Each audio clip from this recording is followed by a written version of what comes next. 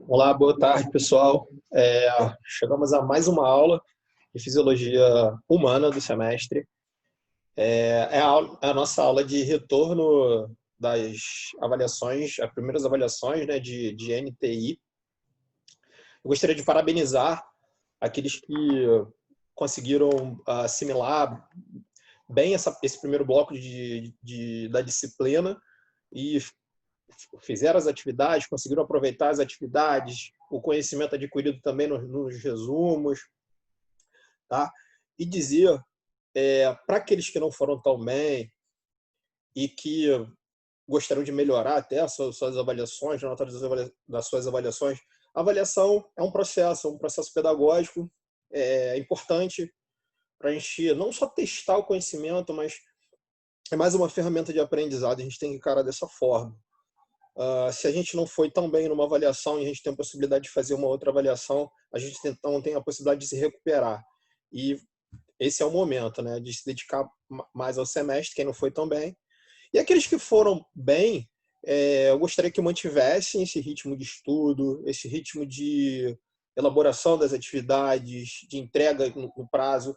Isso é importante, gente. Isso é importante até para nós nos organizarmos, até mesmo por conta desse momento que nós estamos. Então, para a gente ter a possibilidade de fazer um bom semestre, uma boa disciplina, a gente precisa nos organizar para entregar todas as atividades, para assistir as videoaulas, para ler o livro, que é muito importante, tá? Então, vamos à nossa aula de número 7, tá? Deixa eu clicar aqui. É a nossa aula de número 7. Uma outra novidade é que nós temos um outro Google Sala de Aula, tá? Eu fiz essa divisão para ficar um pouco mais organizado também no Google Sala de Aula, uma vez que aquele meu código, ele condensava todos e compreendia todos os alunos de outras disciplinas, então eu dividi por disciplina realmente para melhorar a nossa organização lá no Google Sala de Aula. Então, o novo código é esse aqui, tá, gente? Novo código do Google Sala de Aula. Vocês entrem aqui nesse código e vai estar lá o material da disciplina, o livro da disciplina e todos os nossos comentários, dúvidas e respostas, ok? Vamos lá. Então, a gente viu nesse primeiro bloco até o momento da nossa avaliação da parte celular até a parte do sistema nervoso, tá? Que foram desmembradas em 2 aulas. E hoje nós vamos ver fisiologia cardiovascular. Nosso objetivo dessa aula de hoje é identificar os componentes principais do sistema cardiovascular e examinar a estrutura e função do coração, tá? Dos vasos sanguíneos e do sangue. Bom, funções básicas do sistema cardiovascular. Principalmente, o que tem que vir, a primeira coisa que tem que vir à nossa cabeça, função básica do sistema cardiovascular, transporte. Transportar N coisas. Por exemplo, nutrientes. Aquilo que a gente ingere, a gente se alimenta. Aquele alimento começa a ser processado na boca, depois ele continua sendo processado, chega no nosso estômago, é mais processado ainda, intestino. Todas essas coisas que eram macro, esse alimento que eram coisas muito maiores, moléculas grandes, ele precisa ser quebrado. Precisa ser quebrado a menores partes para ser absorvido pelo nosso organismo. E quando ele é absorvido, e como é que ele é transportado, então? Ele tem que ser absorvido, ele tem que ser quebrado, absorvido e transportado. Transportado através de quem? Através do sistema cardiovascular. Ele faz esse transporte dessas menores moléculas. Gases, quando a gente respira, a gente troca oxigênio por CO2. Esses gases, como que esses gases... Para que a gente precisa de oxigênio? Por que a gente precisa expelir o dióxido de carbono, o CO2? Então, a gente precisa, como que a gente leva esse oxigênio que é super importante para as nossas células? Como é que a gente capta ele pelas vias aéreas? Chega até nossos pulmões e esse oxigênio ele chega até todas as nossas células do nosso organismo através do sistema cardiovascular. Ele é transportado por um determinado componente do sistema cardiovascular que vocês já devem estar respondendo aí na cabeça de vocês. Hormônios e produtos metabólicos. Lembra, eu já dei alguns exemplos em outras aulas de como eu falei um pouquinho de hormônio, né, mas a gente vai ter um bloco só de hormônio, de endócrino, de fisiologia endócrina, mas, por exemplo, Imagina uma característica masculina, do sexo masculino, né, de homens, em ter pelos na face. Esses pelos na face, eles são permitidos aos homens através de uma liberação do hormônio, a testosterona. E onde é produzido essa testosterona? Bom, lá no testículo. E como então que esse hormônio que é produzido lá vai chegar até, por exemplo, a pele, os meus folículos na minha face para produzir pelos, para produzir a barba? Então, ele precisa ser transportado através do sistema cardiovascular. Produtos de excreção, é muito importante a gente excretar muitas coisas. Por que a gente urina? Por que a gente defeca? Para a gente excretar certos metabólitos, certos subprodutos que não são necessários para o nosso organismo. Tá? Porque o nosso organismo já aproveitou, teoricamente, aquilo que era importante, alguns nutrientes importantes. Então, algumas coisas precisam ser excretadas. Tipo, amônia. Amônia em grandes concentrações é tóxica para a gente. Onde tem amônia? Onde tem amônia? Nas proteínas que nós comemos. A gente ingere proteína, ela é degradada, ela é quebrada, né, em aminoácidos, e esses aminoácidos eles possuem amônia, uma cadeia de amônia. Essa amônia, quando você metaboliza esses carboidratos, ela precisa ser excretada, né? Grande parte dela precisa ser excretada, né? Através da urina e tal. E para ela ser excretada, para chegar até a urina, ela precisa ser transportada, né? Então, olha, gente, como que a gente, isso, eu elegi algumas aqui funções básicas de transporte do sistema cardiovascular. Então, quando a gente pensa em função básica do sistema cardiovascular, a gente pensa em transporte. Outra grande função do sistema cardiovascular é defesa contra patógenos, invasores, micro-organismos patogênicos, por exemplo, um vírus do coronavírus. Quando a gente monta a nossa defesa, o nosso sistema imunológico, a gente precisa transportar essas defesas até onde está o foco viral, né? Bom, beleza. Então, quais são os componentes do sistema cardiovascular? Quais são os principais componentes do sistema vascular? A gente pode eleger 3 componentes básicos do sistema cardiovascular. Primeiro, o coração. Tá? Esse órgão que fica atrás do nosso externo, desse osso aqui. Coração. Coração é uma bomba. É a primeira coisa que a gente tem que pensar no sistema cardiovascular. Outro componente, os vasos, são aqueles dutos que vão levar o sangue, tá aqui. Então temos 3 componentes básicos. Coração, que é a bomba, que vai bombear o sangue através de 2 vasos. Gente, é como se a gente pensasse no sistema cardiovascular de um modo simplista, simplório, como se fosse uma bomba hidráulica que está bombeando uma água, por exemplo, de um lugar para outro lugar. Então a água seria o sangue, os nossos vasos seriam os tubos que carregariam essa água e a bomba seria o nosso coração, tá? Jogando a água de um lugar para o outro. De forma muito simples, o exemplo seria esse. Primeiramente, vamos ver o coração, gente. Bom, o coração. O coração é um órgão, tá? Ele é oco. Esse órgão aqui tem esse formato aqui. Ele é oco por dentro. Ele pesa cerca de 280 a 340 gramas. Ele tem uma variação de pessoa para pessoa, de idade. Crianças têm um coração menor, logicamente. Pessoas que se exercitam têm um coração mais forte, então um coração um pouco mais pesado. Pessoas que têm algum distúrbio, uma cardiomiopatia dilatada, por exemplo, têm um coração um pouquinho mais pesado. Ele fica, gente, o coração, todo mundo fala que a gente escuta aquilo, o coração fica do lado esquerdo do peito. Na verdade, ele não fica não fica do lado esquerdo totalmente. Ele fica central, um pouco mais à esquerda, tá? Ele fica central. Ele fica sob um osso que a gente tem aqui, ó, tá? Aqui bem no meio, que é o externo. Esse osso aqui externo, ele, junto com o nosso gradil costal, nossas costelas, ele permite uma proteção, tá? Contra choques diretos no nosso coração, porque ele precisa ser protegido, né, para funcionar corretamente. E o coração, gente, como eu falei anteriormente, a gente pode considerar ele como uma bomba contrátil propulsora. É uma bomba, lógico, não é uma bomba simples como uma bomba hidráulica, ele é muito especializado. E ele tem a finalidade de contrair, tá? Contrair para fazer propulsão de alguma coisa. O quê? Do sangue. Aí, gente, eu sempre nas minhas aulas eu brinco aqui, eu tiro essa cola aqui da esquerda, eu deixo só o coração aqui com essa numeração e peço para que os alunos ah, fale todas as partes do coração aqui e na hora lá consulte a internet, vá no telefone lá na internet, eu faço sempre essa brincadeira, tá? Se vocês quiserem fazer isso em casa, é só tampar esse lado esquerdo aqui, ó, tampa, tenta falar aqui, pesquisa e depois vem conferir se acertou, tá? Esse é um bom exercício, é um exercício para facilitar a mentalização dos compartimentos do coração, tá? Mas vamos facilitar aqui a vida para não a gente precisa gravar essas coisas, não, a gente precisa entender.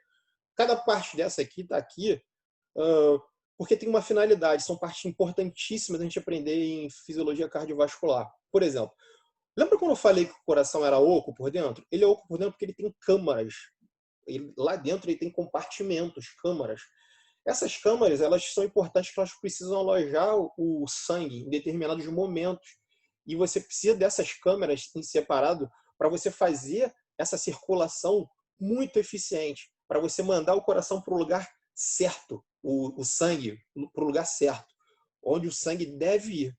Ou ora para todas as partes do corpo, lógico, esse é o objetivo do coração, ora para o pulmão, ora para outras partes, tá? Bom, então a gente, como eu falei, como eu já aproveitando essa pegada aqui das câmaras, a gente pode visualizar aqui, ó, 1, 2, 10 e 9. Essas são as 4 câmaras principais do coração. Tudo que está em cima, gente, tá? É átrio. Ó, 1 é átrio, 2 é átrio. Tudo que está embaixo aqui de câmara é ventrículo. O coração, gente, anatomicamente, sempre quando a gente estuda ele, é como se ele tivesse espelhado com o nosso. Ou seja, o nosso lado direito vai ser o lado esquerdo do coração e o nosso lado esquerdo vai ser o direito do coração, tá? Então, esse aqui é o lado esquerdo e esse aqui é o lado direito.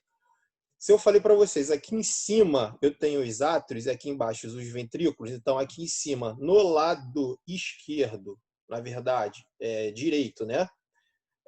Eu tenho átrio direito, átrio esquerdo, ventrículo direito, ventrículo esquerdo, tá? Continuando aqui no azul, eu tenho as veias, as grandes veias cavas. Olha que difícil. Aqui em cima é cava superior e aqui em cima cava inferior, tá? Gente, uma outra coisa que vocês vão ver ao longo aqui da aula, de forma didática, a gente usa sempre as estruturas anatômicas que compreendem o sangue pobre em oxigênio, em azul, tá? Em roxo, em azul, e as estruturas que possuem um sangue rico em oxigênio, em vermelho. Então, aqui vocês já vão se ambientando. Ó. Nesse lado aqui, tá? Que é o lado direito do coração, que está pintado em azul, a gente então entende que o quê? Aqui o sangue está pobre em oxigênio, ok?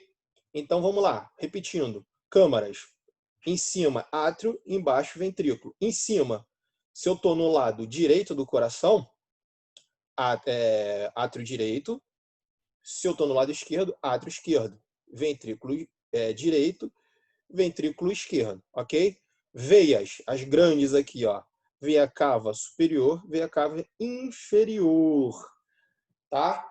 Artéria, eu tenho essa grande artéria que é uma das principais artérias, a aorta. Olha o calibre disso aqui, gente. Quando a gente olha o coração assim, ó, didaticamente, tá? Uma figura do coração, é uma visão macroscópica. É como se eu tivesse aberto aqui o coração e a gente olhando ele a olho nu, observando ele a olho nu, a gente consegue notar essas estruturas. Realmente, com o nosso, a gente não precisa usar um microscópio para notar essas estruturas anatômicas, ok? Uma outra coisa. Tá. Continuando nos vasos, então, falei das câmaras, os vasos. As veias, que estão em azul aqui, cava, tá? Aqui é tronco pulmonar, é uma artéria tronco pulmonar aqui, ó, 5. Tá? Pode chamar de artéria pulmonar aqui em cima, mas aqui é tronco pulmonar. 6 são as veias pulmonares, aqui tanto na esquerda do coração quanto na direita do coração. E temos as válvulas. Então, basicamente, essas estruturas aqui, outra coisa para a gente pensar, quando a gente olha para essas estruturas aqui do coração, é que a gente está enxergando 3 coisas. Câmaras, vasos e válvulas. Então, eu falei das câmaras, vasos, agora são as válvulas. eu tenho essas válvulas aqui. Essas válvulas servem para não deixar o sangue retornar, tá? O sangue seguir um fluxo e o sangue não retornar. Então, eu tenho essa válvula aqui, ó, que fica entre meu átrio direito e meu ventrículo direito, tá? Aqui, ó, 12, válvula tricúspide. Eu tenho do outro lado a bicúspide ou mitral, tá? Aqui o número 7, que fica entre meu átrio esquerdo e ventrículo esquerdo, tá? Eu tenho a válvula pulmonar e tenho a válvula, a 8, a válvula aórtica, tá? Que é a direção do sangue que vai para a aorta e não pode voltar aqui para o átrio. Bom, vamos falar um pouquinho mais de cada parte dessa aí. As câmaras. Então, como eu falei das câmaras, a gente tem o átrio direito, tá? O átrio esquerdo, ventrículo direito e ventrículo esquerdo. Lembra quando eu falei que o coração é um órgão oco e ele tem esses compartimentos que precisa alojar o sangue em diferentes ocasiões? Então, o sangue ele passa de uma câmara para outra. Ele sempre vai passar do átrio para o ventrículo, gente. É só a gente pensar. O sangue sempre vai de cima para baixo. Então, ele sempre vai do átrio para o ventrículo, tá? Sempre vai do átrio direito para o ventrículo direito. Sempre vai do átrio esquerdo para o ventrículo esquerdo. Ok? Então, eles têm esse objetivo de compartimentalizar o sangue, tá? E são separados por essas válvulas. Aqui, a válvula tricúspide e aqui a válvula bicúspide, ou válvula mitral, tá? Aqui, ó, 7, válvula mitral, e a 12, válvula tricúspide. Então, a tricúspide é essa e a bicúspide é essa, ok? Já aí falando nas válvulas. As válvulas separam os átrios, tá? E elas são importantes para direcionar o sangue. Um exemplo são as famosas veias varicosas, as varizes. As varizes é um problema nas válvulas das nossas veias da perna, né? Da perna e outros lugares, né? Mas dá muito comumente na perna. É um problema numa válvulazinha que, no caso, o sangue ele retorna. Só que como essa válvula tem uma frouxidão, esse sangue ele volta e passa pela essa válvula. Então a válvula, no caso, tem o objetivo de que o sangue passe por ali e ela feche, para o sangue não voltar. No caso dessa pessoa que tem problema com essas válvulas, frouxidão, ela fica um pouco frouxa e o sangue então consegue voltar. O sangue passa, ao invés dela fechar, o sangue não voltar, o sangue consegue voltar. Ele fica alojado ali, muito notado em membros inferiores, na perna. Você vê aquele vaso mais calibroso e com sangue ali retido naquele local. No coração, gente, é a mesma coisa. As válvulas, por exemplo, a válvula tricúspide, ela não deixa o sangue que passa do átrio direito para o ventrículo direito, ela não deixa esse sangue retornar do ventrículo para o átrio. Lembra que eu falei para vocês que sempre vai de cima para baixo, sempre do átrio para o ventrículo? Então ela faz isso, não deixa o sangue retornar. A mitral faz a mesma coisa, só que do lado esquerdo, tá? Não deixa o sangue voltar do átrio esquerdo, no caso do ventrículo esquerdo, para o átrio esquerdo. Ok? Assim também a válvula pulmonar não deixa o sangue retornar para a parte direita do coração e a válvula aórtica não deixa o sangue retornar para o ventrículo esquerdo. Ok, gente? Os vasos. Aí, como eu falei antes, gente, é uma convenção didática. Sempre a gente pintar aqui nas figuras de azul ou roxo, onde o sangue está pobre em oxigênio, e vermelho, onde o sangue está rico em oxigênio. Então, na aorta lá, ó, aquele grande vaso, a gente tem o sangue oxigenado. Esse sangue vai do coração, vai passar para a aorta e vai para todas as partes do corpo, tá? A gente chama de grande circulação e vocês vão ver mais adiante na aula, quando a gente falar sobre a parte de circulação. A artéria pulmonar, ela é originada no tronco pulmonar, tá? E ela bifurca lá nas artérias pulmonares. No caso, ela é originada do tronco pulmonar, desse vaso mais calibroso aqui, e ela bifurca, né, em artérias pulmonares, tanto direita quanto esquerda.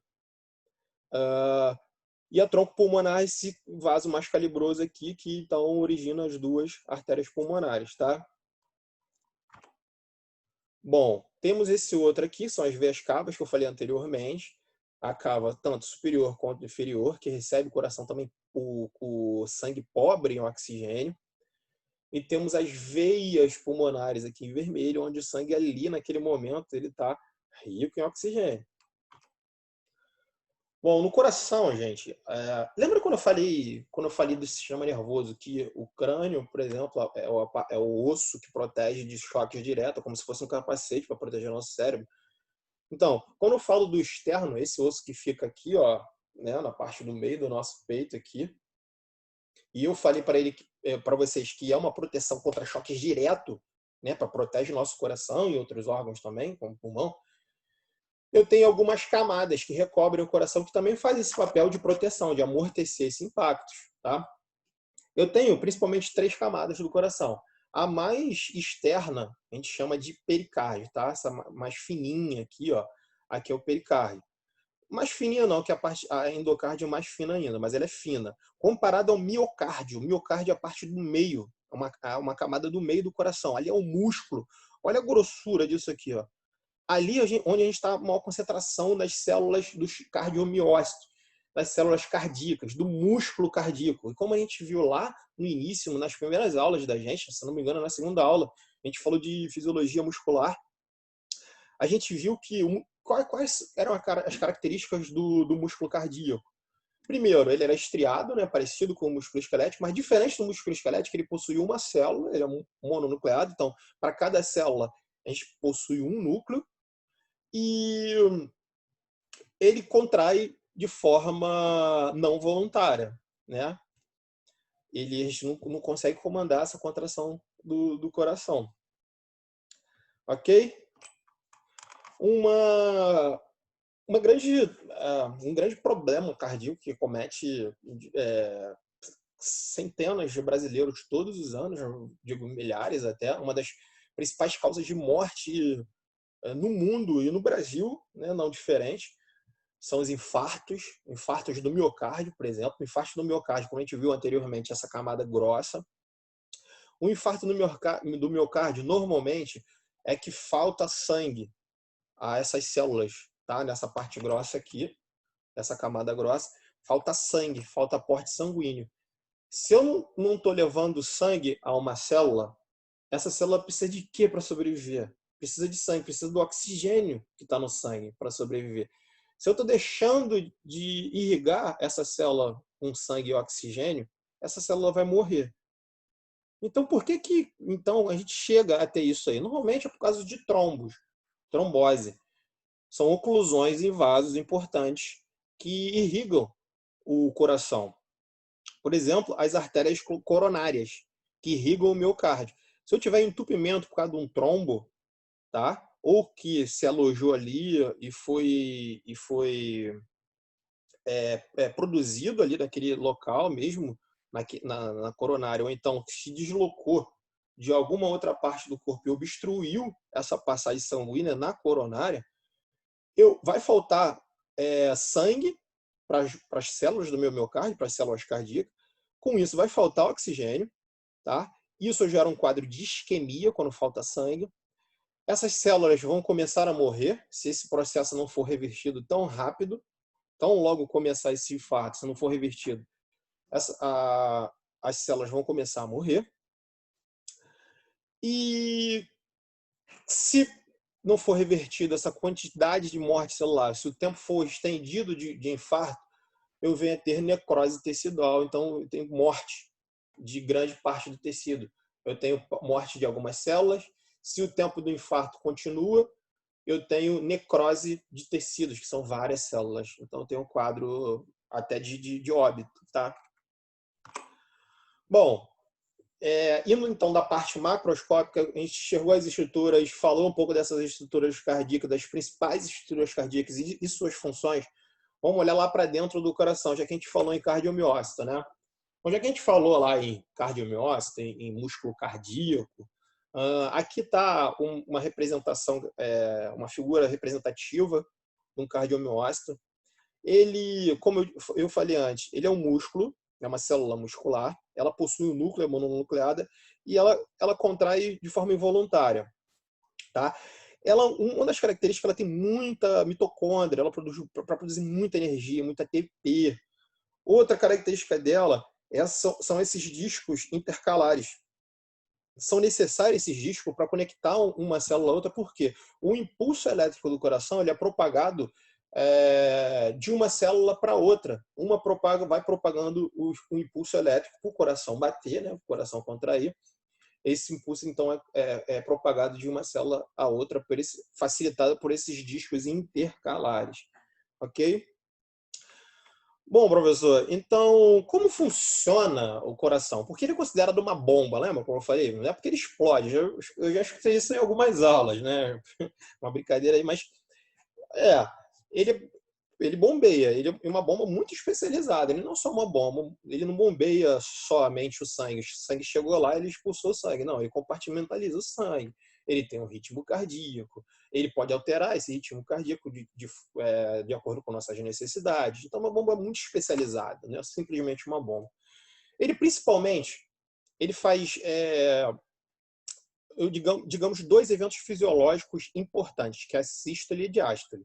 Ou seja, sístole, quando o meu coração se contrai, quando os músculos cardíacos do meu coração são despolarizados e se contraem. Nesse movimento, o sangue que está ali é expulso do coração, tá? É ejetado do coração. E eu tenho o meu relaxamento, que eu chamo de diástole. Então, sístole, quando eu expulso sangue, e diástole, quando eu encho meu coração de sangue. Quando eu relaxo, então, o meu coração, e ele se enche de sangue. Sístole ejeta, diástole, eu recebo o sangue no meu coração. Insufla o meu coração de sangue. Bom, então vamos falar um pouquinho de sístole e diástole. A sístole, tá? Por definição, é um ciclo cardíaco onde o coração está contraído. A função dela é ejetar e bombear o sangue para todas as partes do corpo. A pressão arterial sistólica que a gente vê lá nos aparelhos, que a gente vai falar um pouquinho aqui depois, é aquela pressão mais alta. No caso o famoso 120/80, ou 12/8, o 120 seria a sistólica. Tá? Beleza. Já a diástole, aí a gente tem um relaxamento do coração, do músculo cardíaco. Com esse relaxamento, então, eu consigo absorver ou insuflar meu coração de sangue, tá? Eu preciso de fazer isso para depois, por uma série de eventos aqui fisiológicos de circulação que a gente vai ver adiante, poder ejetar o sangue para todas as partes do corpo, tá? A pressão arterial diastólica é aquela fase da pressão arterial que a gente mede lá naqueles aparelhos, mais baixa. No caso, 120/80 seria 80 milímetros de mercúrio. Então, falando em pressão arterial, o que é a pressão arterial? A pressão arterial é a pressão que o sangue exerce na parede das artérias. Tá? A pressão que a gente mede, quando a gente fala, vou medir a pressão da pessoa, a gente não fala tirar a pressão. Esse é um jargão antigo que caiu em desuso. Se você falar isso para algum profissional da saúde, eles ficam... não gostam. Então, a pressão arterial é a pressão que o sangue exerce na parede da artéria. Quando essa pressão é exercida na fase de sístole, sistólica, é a pressão arterial sistólica, e com essa pressão exercida na fase de diástole, a pressão arterial diastólica, tá? Aqui está um quadrinho que menciona valores de pressão arterial por idade, tá? E se a gente notar, a gente tende realmente a aumentar a nossa pressão com a idade, e isso é porque a gente enrijece nossos vasos, então a gente perde essa extensibilidade, essa elasticidade dos nossos vasos. Então a pressão, ela encontra uma parede mais rígida e com isso ela vai tendendo a se elevar conforme nós vamos envelhecendo. O aparelho clássico que a gente mede a pressão, uma colunazinha com uma colunazinha de mercúrio, é o esfigmomanômetro, tá? Então toda essa pressão, esses valores aqui de 120 e de 80, é em escala de milímetros por mercúrio, tá? A gente precisa normalmente de um estetoscópio e de um esfigmomamômetro. Ok, gente? Bom, quais os caminhos percorridos pelo sangue. E a gente vai para o próximo vídeo, ok?